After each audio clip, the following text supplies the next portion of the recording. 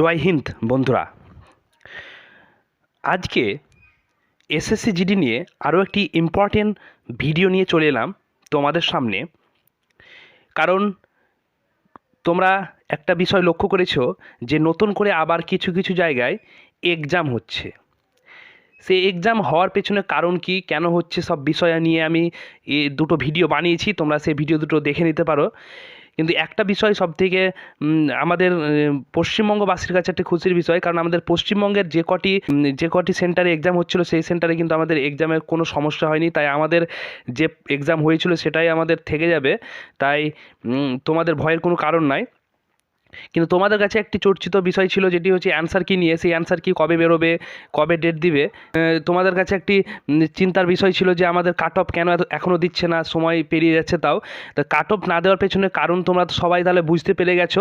না দেওয়ার পেছনে কারণ হচ্ছে একটাই, সেটা হচ্ছে যে কিছু কিছু জায়গায় এসএসসিজির যে যাদের এক্সাম হয়েছিল সেখানে কিন্তু তাদের একটি সমস্যা হয়েছিল। কী সমস্যা? সেটা হচ্ছে তাদের কিছু কিছু ক্যান্ডিডেট ডাটা খুঁজে পাচ্ছিল কিছু কিছু সেন্টারে। তাই তারা সেখানে বেশিরভাগ সেন্ট্রাল ডিজাইনে হয়েছিল সেই বিষয় প্রবলেমটা। তাদের আবার নতুন করে এক্সাম হবে 30শে মার্চ, সেটা তোমরা সবাই জেনে গেছো। তাই আমাদের যে এক্সাম হয়েছিল সেই অনুযায়ী আমি তোমাদের সামনে আজকে একটি এক্সপেক্টেড কাট অফ নিয়ে এসেছি ফাইনালি বন্ধুরা। তাই তোমাদের ওই কোনখানে এক্সাম হচ্ছে, কেন হচ্ছে, সেই বিষয়ে ধ্যান না দিয়ে তোমাদের যে এক্সাম তোমরা দিয়েছো সেই অনুযায়ী তোমাদের এক্সপেক্টেড কাট অফ কত থাকবে সেই বিষয়টি তোমরা আমাদেরকে অবগত থাকার জন্য এবং রাখার জন্য আমি এই ভিডিওটি বানাচ্ছি। তাই তোমরা ভিডিওটি শেষ পর্যন্ত দেখো। তোমাদের যারা জেনারেল রয়েছে, ওবিসি রয়েছে, এসসি রয়েছে, তাদের কত কাট অফ থাকতে পারে।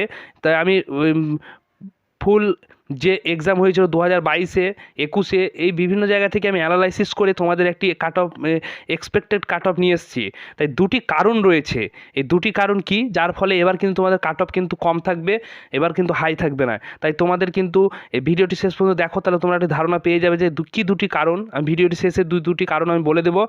তাই ভিডিওটি তোমরা দেখো, তাহলে অবশ্যই অবগত হয়ে যাবে যে এক্সপেক্টেড কাট অফ কত থাকতে পারে এবং কী দুটি কারণ যার ফলে কিন্তু আমাদের এবার কাট অফ অনেক কম থাকবে। দেখতে পাচ্ছ তুলে ধরতে চলেছি এসএসসিজিডির যে এক্সপেক্টেড কাট অফ তার একটি লিস্ট, এবং সেই লিস্টে প্রত্যেকটি পার্ট আমি তুলে ধরেছি যাতে তোমাদের বুঝতে সুবিধা হয়।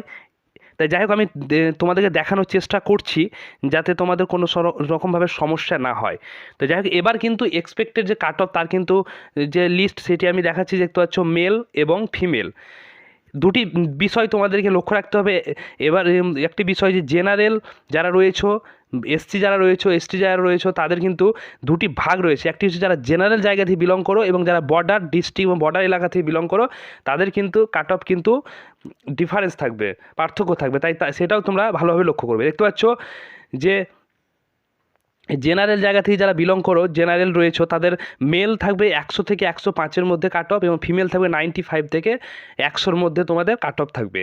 আর যারা বর্ডার ডিস্ট্রিক্ট থেকে রয়েছে জেনারেল, তাদের 85 থেকে 90 থাকবে এবং ফিমেল থাকবে 75 থেকে 85।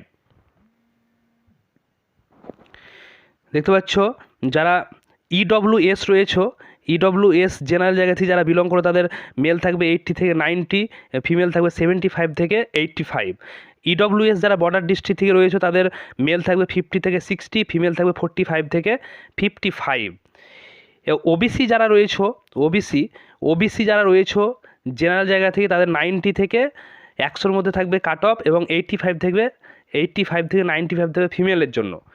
এই কাট অফটি হচ্ছে এক্সপেক্টেড, কারণ এর থেকে একটু কম একটু বেশি হতে পারে, তার থেকে কিন্তু খুব ডিফারেন্স হবে না। তাই তোমরা এটাই ধারণা করে নিতে পারো যে কাট অফ আমাদের এটাই থাকবে। যাই হোক, আরেকটি বিষয় হচ্ছে যে তোমরা যে একটি এক্সাম চলছে সেই বিষয় নিয়ে কিন্তু তোমরা কোনো রকমভাবে মাথা ঘামাবে না। তোমরা এটাই তোমাদের এক্সপেক্টেড যে কাট অফ সেটাই আমি তোমাদের সামনে তুলে ধরছি, এটা নিয়েই তোমরা থাকবে। অ্যান্সার কি তোমাদের আর এক্সামটি 30শে মার্চ হয়ে যাওয়ার পরে কিন্তু তোমাদের এপ্রিলে ফার্স্ট উইকে কিন্তু দিয়ে দেবে, এটা কিন্তু তোমরা ভেবে নিতে পারো। এবং যারা ওবিসি যারা বর্ডার ডিস্ট্রিক্ট থেকে রয়েছে, তাদের থাকবে 70 থেকে 80 এবং ফিমেল থাকবে 70 থেকে 80। যারা শিডিউল কাস্ট রয়েছে জেনারেল জায়গা থেকে, তাদের 85 থেকে 90 এবং যারা ফিমেল রয়েছে তাদের 80 থেকে 90।